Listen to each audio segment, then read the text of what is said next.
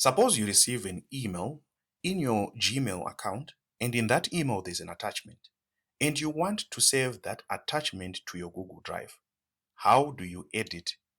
Well, you just go to the attachment and you find there is a button there or an icon written Add to Drive.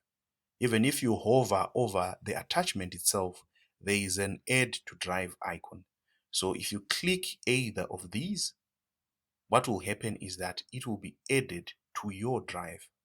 You have an option to organize where that will be added. So you can actually say, I want this moved to a specific area. Say in this drive, I want it added to a new folder. You then name the new folder, backup attachments, and then you click create. All you have to do is then to click move, and it will be added into that backup attachments.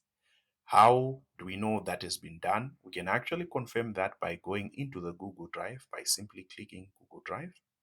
And as you can see, a new folder has been created. If we open that folder, we'll notice that this attachment has been put there.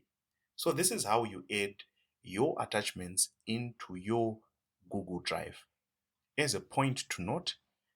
The email will be saved to the Google Drive that is attached to your email. So that's how you do it. That's how you upload your emails directly from Gmail into Google Drive.